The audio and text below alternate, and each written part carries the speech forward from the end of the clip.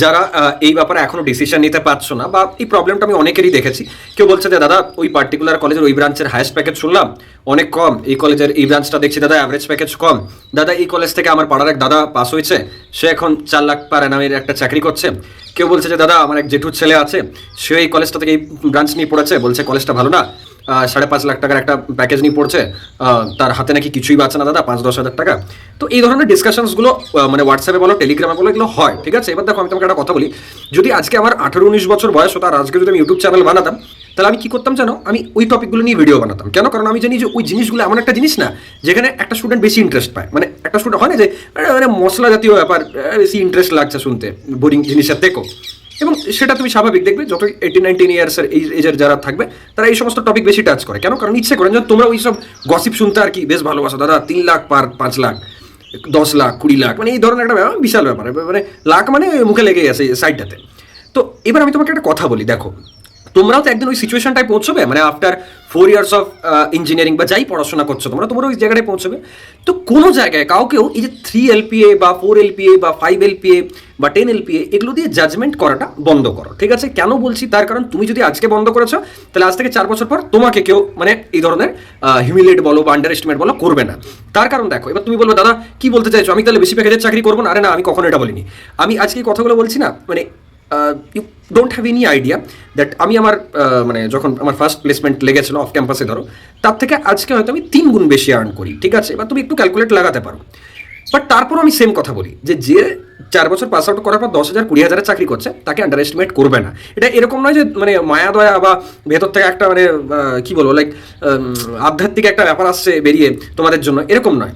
এটা এই জন্য বলছি যে তুমি যদি সব কিছুকে ওই প্যাকেজ দিয়ে পর কোয়ান্টিফাই করা চালু করো না, তাহলে কোনোদিনও লাইফে এগোতে পারবে না। এটা একটু জ্ঞান হয়ে গেল আমি জানি, বাট তবুও বলছি শোনো, একটু যদি পছন্দ হয় লাইক করে দিও। দেখো ব্যাপার হচ্ছে যে শুরু থেকে টার্গেট রাখো না, যে আমি যে ফিল্ডটাই যাচ্ছি বা আমি যে ডোমেনটা নিচ্ছি, আমার টার্গেট এটা থাকবে শুরু থেকে যতটা সম্ভব ওই সাবজেক্টের ব্যাপারে জানা। আমি যদি ইসি নিয়ে পড়ছি, তাহলে ইসি যে digital electronics, analog communication engineering, DSA বা যে পার্টসগুলো আছে ডিজিটাল ইলেকট্রনিক্সের আলাদা আলাদা গেট বা লজিক গেটস রিলেটেড যত রকম পড়াশোনা আছে, সেটা নিয়ে আমি একদম ডিপে যাব। তারপর যখন আমার ওই রিলেটেড কিছু প্লেসমেন্ট ক্র্যাক করার আসবে, তখন আমি আমার অ্যাপটিটিউড হোক বা কোডিং হোক বা হায়ার স্টাডিজের জন্য গেটের জন্য প্রিপারেশন হোক, সেগুলো করবো। মানে আমার বলার বক্তব্য এটাই যে ফিল্ডটাকে কিন্তু ভালোবেসে এগো। এরকম শুরু থেকে টাকা এটার কত প্যাকেজ 3 লাখ, এটা 4 লাখ, এটা 5 লাখ, এরকম করতে যেও না। এগুলো ইম্যাচিউরিটি বলে, ঠিক আছে। এবার তোমাদের এটা বলছি তো, আমি তোমাদের এগেনস্টে বলছি বাট তোমাদের ভালো চাই, সেই জন্যই বলছি, ঠিক আছে।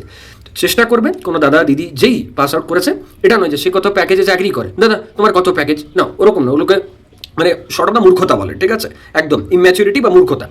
তো সেখানে চেষ্টা কি করো, ওই দাদার থেকে জানা যে দাদা তুমি কি কাজ করো, আচ্ছা তোমার কাজটা কি, তোমার কাজটা একটু বলো না, কি আছে আমাকে একটু শেখাবে, বা দাদা এই ব্যাপারে ইন্টার্নশিপ করার জন্য কি করতাম আমাকে একটু বলো তো, বা দাদা তোমার কাছে আমি একটু ল্যাপটপ এই জিনিসগুলো শিখবো।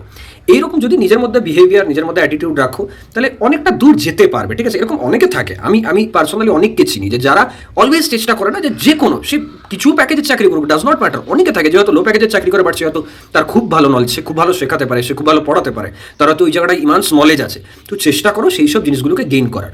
তোমার আলটিমেট পারপাস হচ্ছে ওপরে ওঠা। এবার সেটা মানে আওয়াজ করে পর নয়, চিৎকার করে পর নয়, আমি এই কলেজ থেকে আমার 10 লাখ প্যাকেজ, আমার 5 লাখ প্যাকেজ, ওই কলেজের এর তো হায়েস্ট গেল, আমি তো 10 লাখ ছাড়া চাকরি করবো না। এই ধরনের একদম মানে ওই হাওয়ায় ওরা গল্প করার কোথাও দরকার নেই, কোনো হোয়াটসঅ্যাপ গ্রুপ বা টেলিগ্রাম গ্রুপ বা কোথাও। চেষ্টা করবে যতটা সম্ভব মাটিতে থাকার, যতটা সম্ভব। তোমার কি মনে হয়, মানে আমার কাছে কিছু নেই, বাট স্টিল তুমি দেখেছো কোনোদিন আমি ফ্লেক্স করছি বা আমিও তেলের কোম্পানিতে চাকরি করে আসছি, একটা গালফ কান্ট্রি বেস্ট। যদি তেলের কান্ট্রিতে তুমি চাকরি পাও, তুমি বুঝবে যে সেখানে ফ্লেক্স কাকে বলে, ঠিক আছে। তাও একটা টিআর 3 জায়গায় পড়ে বাট আমি তো ফ্লেক্স করি না। আজকে কয়েক হাজার স্টুডেন্ট আমাকে চেনে, পড়ে আমার কাছে, পুরো ওয়েস্ট বেঙ্গলের মানে 90% ইউজি স্টুডেন্টস, ডাব্লিউবিজির এত স্টুডেন্ট তোমরা আছো। তারপরও আমি কি করি, চেষ্টা করি তোমাদেরকে যেটা বাস্তব সেটা দেখানোর, ঠিক আছে। বোঝা গেল কি বললাম, একটু জ্ঞান দিয়ে ফেলাম, তার জন্য সরি, বাট এটা ফলো করো, দেখবে অনেক হেল্প হবে পরে গিয়ে পর। কারণ কলেজে যাচ্ছ না, সিনিয়রসদের রেসপেক্ট করতে শিখতে হবে, তবেই উপরে উঠবে আফটার অল। তো থ্যাংক ইউ, দেখা হচ্ছে নেক্সট ভিডিওতে।